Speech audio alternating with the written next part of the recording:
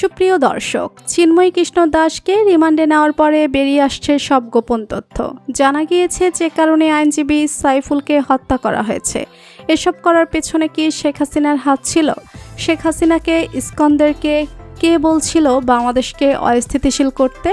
আজকের এই ভিডিওতে আমরা চিন্ময় কৃষ্ণ দাসের গ্রেপ্তার নিয়ে আলোচনা করব। বিস্তারিত জানতে ভিডিওটি না টেনে শেষ পর্যন্ত দেখতে থাকুন। আইনজীবী সাইফুলকে পরিকল্পিতভাবে হত্যা করা হয়েছে। সাইফুলের বাবা জানিয়েছেন তার ছেলে নম্র ভদ্র নামাজে ছিলেন, এমনকি তার তাহাজ্জুদের নামাজও বাদ যেত না। এছাড়া জামায়াতের আমির বলেছিল সাইফুল্লাহ অনেক ভালো একজন মানুষ, জামায়াতের আমির তাকে অনেক পছন্দ করে। সব মিলিয়ে বোঝা যাচ্ছে সাইফুলকে পরিকল্পিতভাবে হত্যা করা হয়েছে। ইসকন নেতা চিন্ময় কৃষ্ণ দাস অনেক খারাপ লোক ছিল। তার অপকর্মের বিষয়গুলো মিডিয়ার সামনে উঠে এসেছে। এই চিন্ময় কৃষ্ণ দাসকে গ্রেপ্তার করার জন্য ইসকনের জঙ্গি বাহিনীর একজন আইনজীবীকে নির্মমভাবে হত্যা করেছে। এমনকি না বুঝে আমাদের দেশের অনেক হিন্দু ভাইয়েরা ইসকনের পক্ষ নিয়ে কথা বলছে। তবে আপনারা জেনে অবাক হবেন যে এই চিন্ময় কৃষ্ণ দাস রাষ্ট্রদ্রোহিতায় জড়িত। শুধুমাত্র এইটুকুই নয়, ধর্ষণ থেকে শুরু করে শিশু বলাৎকার এমন কোনো অপকর্ম নেই যা ঘটে না এই চিন্ময় কৃষ্ণের দ্বারা। প্রত্যেকটা ধর্মে নারী নির্যাতন ও শিশু বলাৎকার হারাম। এরপরেও ইসকনে তা চিন্ময় কৃষ্ণ এসব অপকর্ম করে বেড়াচ্ছে। চিন্ময় কৃষ্ণ প্রায় সময় শিশুদের সাথে বলাৎকার করতেন, এমনকি নারীদের সাথে যৌন কাজে লিপ্ত থাকতেন। এটা স্পষ্টভাবে প্রমাণিত হয়েছে যে চিন্ময় কৃষ্ণ দাস এসব অপকর্মে জড়িত ছিল। এজন্য তাকে ইসকন থেকে বিভিন্ন সময় সতর্ক করা হয়েছে।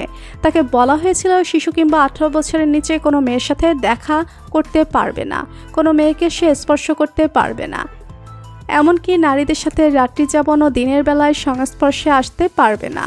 এই নিয়ে সনাতন ধর্মীদের মধ্যে রয়েছে অনেক বিতর্ক। এছাড়া হিন্দু উগ্রবাদী সংগঠন ইসকনের সাবেক নেতা এবং সম্মিলিত জাগরণ জোটের মুখপাত্র চিন্ময় কৃষ্ণ দাস ভারতের এজেন্ডা বাস্তবায়ন করে যাচ্ছে। এমনকি স্বৈরশাসক শেখ হাসিনাকে দেশে ফিরিয়ে আনার জন্য এই ইসকন নেতা বিভিন্ন ষড়যন্ত্র করে যাচ্ছে, যা বিভিন্ন সময় ফোন আলাপের মাধ্যমে প্রকাশিত হয়েছে। কিছুদিন আগেও চট্টগ্রামের বিশৃঙ্খলার পেছনে তার হাত রয়েছে বলে প্রমাণ পাওয়া যায়। সনাতন ধর্মে তার দুশ্চরিত্র নিয়ে বিভিন্ন বিভ্রান্ত ধারণা রয়েছে। সনাতন ধর্মের অনেকেই বলছে চিন্ময় কৃষ্ণের সাথে না থাকাই ভালো। অনেকেই বলছে আমাদের ধর্মে অনেক শিক্ষিত লোক রয়েছে যারা দেশের বিভিন্ন গুরুত্বপূর্ণ সময়ে কাজে এসেছে। এছাড়া ইসকনের বিরুদ্ধে অনেক অভিযোগ উঠে এসেছে। 2016 সালে সিলেটের ইসকন মন্দির থেকে পাশের মসজিদের মুসল্লিদের উপরে গুলিবর্ষণের ভিডিও সোশ্যাল মিডিয়াতে ছড়িয়ে পড়ে। এই ভিডিওটি সামাজিক যোগাযোগ মাধ্যমে ব্যাপক ভাইরাল হয়। এছাড়া ইসকনের বিরুদ্ধে পোস্ট করায় সিলেটের আরেক মসজিদের ইমামকে হত্যা করেছে ইসকনের সন্ত্রাসীরা। বাংলাদেশে বড়সড় জানালা তৈরি করতে পারলে ভারতের উগ্রপন্থী রাজনৈতিক দল বিজেপি মুসলিম ও বাংলাদেশ বিরোধী বয়ান প্রচারে আরও বেশি সুবিধা হবে। ইসকন বাংলাদেশের ঠিক সেই কাজটি করে যাচ্ছে। রাজনৈতিক বিশ্লেষকদের অনেকের ধারণা, ভারতের হিন্দুত্ববাদীদের নির্দেশনা অনুযায়ী 2030 সালের মধ্যে বাংলাদেশে অনেক বড় ধরনের সাম্প্রদায়িক ঝামেলা সৃষ্টি করা ইসকনের অনেক বড় লক্ষ্য। তো বন্ধুরা, ইসকন নেতা চিন্ময় কৃষ্ণ দাসের গ্রেপ্তার নিয়ে আপনার মতামতকে জানিয়ে দিন কমেন্ট করে। আর ভিডিওটি ভালো লেগে থাকলে একটি লাইক দিয়ে চ্যানেলটি সাবস্ক্রাইব করুন। ধন্যবাদ।